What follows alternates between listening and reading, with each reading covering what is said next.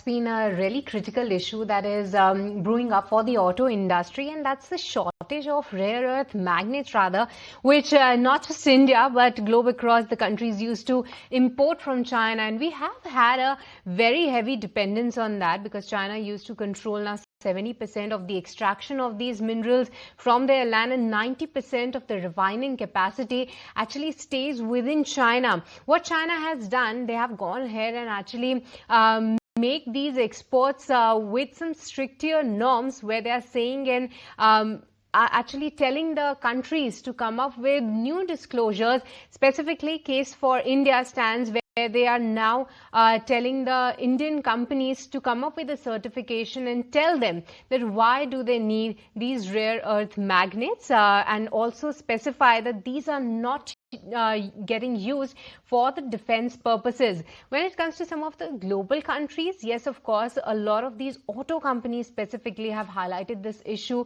to be quite severe, which is now actually impacting their production numbers as well.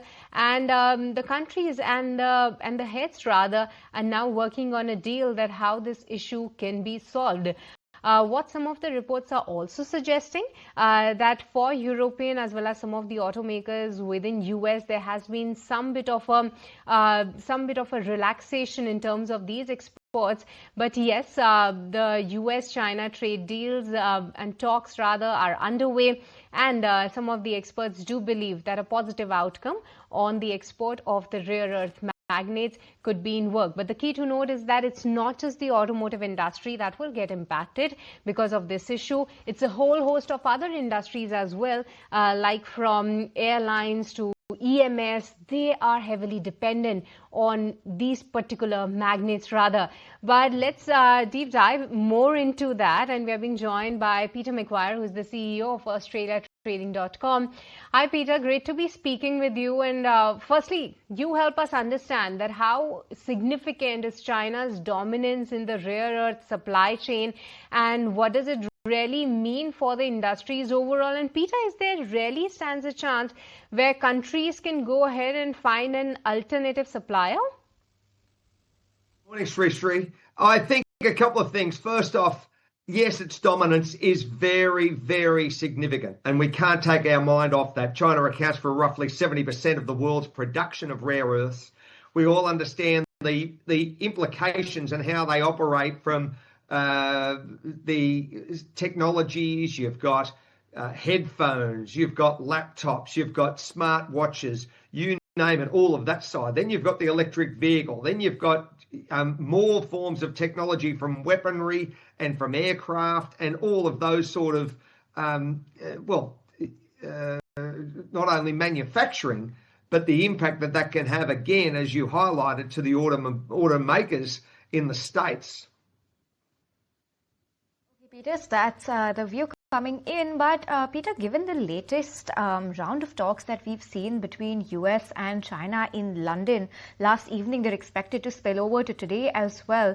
Do you believe this kind of diplomacy could ease the supply that we could have of these rare earth metals in the market, or do you believe that China is going to continue to maintain its tight stance when it comes to these REMs? Well, it's a very hard one to speculate on, quite simply because of the framework as far as discussions. We all understand that China took this initiative after President Trump came very heavily down on them, going back about 2 months or so. And in turn, their tit-for-tat strategy was to implement all of these issues as far as rare earths and the supply of them. And we all understand that America needs these, from weaponry all the way through to it's running its own administration, and they're a critical part as far as key building blocks for their defence industries. So I'm not sure whether it'll be all solved over the next 24 hours. One would hope so, but I think Scott Bessent, Treasury Secretary, is certainly trying to get that over the line. Right. Also, I wanted to understand, Peter, I mean, how realistic or doable is for countries to actually have their own, viable processing units for, processing rare earth minerals? Because right now it seems that the bigger risk on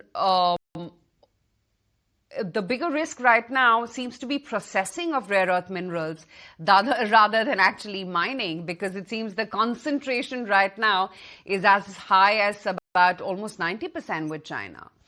That's exactly right, Aisha. You know, when you control the market so significantly, as you said, 90%, then that changes, I think, the framework as far as who is in charge. And this is where many countries, this will be a wake-up call. And I would think over the next decade, countries certainly like India and, you know, powerhouses across Asia are going to be very, aggressive in their own processing as far as these minerals. You know, you've only got to look at the likes of Lynas and other rare earths that are doing it offshore. They were doing that in Malaysia. I'm sure the states are going to take a very aggressive stance from a security standpoint and really ramp that up. Now, there are new what's the word I'm looking for? Production houses and manufacturing of these. I think there's one in Nevada. There's another one in Texas opening. So that's going to be very, very solid output for the Trump administration over the next probably 3 to 6 months to get this underway.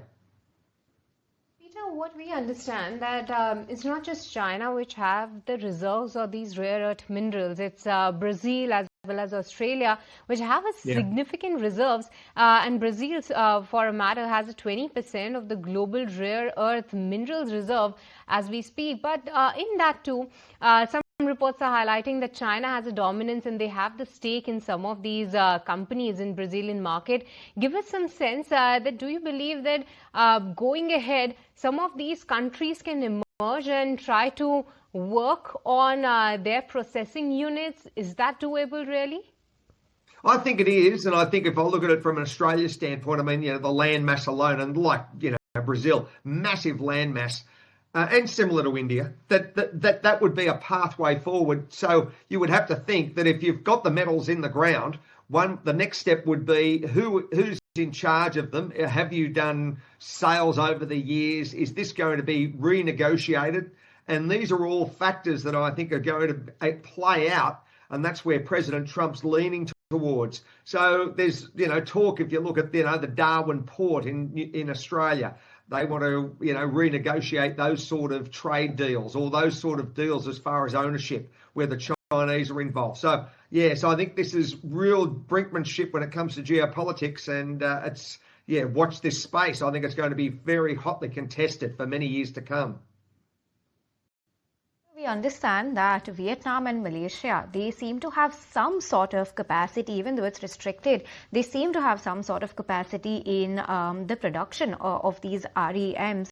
Help us understand what could this mean for India, given that India already imports a good chunk of its palm oil from Malaysia. It has friendly relations with Vietnam, Brazil, Australia, like you mentioned. In the future, could we see a global delinking from China and perhaps all of these countries forming a pact when it comes to the production and manufacturing of these REMs? Well, it could. I mean, you know, like any market that is dominant, there is a dominant player. Not only dominant, really, they own the market with 90%. So there's the first issue. One needs to look at that from your own security for every country that's involved that wants to be involved in rare earth, not only mining but the production of their own. And then the next side of it is whether they can look at, you know, strategic relationships and how they can foster those better relationships with other market players. So I think that's all, again, about negotiation and looking for opportunity. And, you know, you leave that to very much to the politicians, and hopefully they've got the best interest at heart to be able to structure a deal that's beneficial, not only for their country's security, but more importantly for its people. Let's see how the situation evolves there. As we speak, you've got US and China officials meeting in London. Let's see what comes out of those meetings on day 2 and whether there's any negotiation on the table or not. But good speaking with you.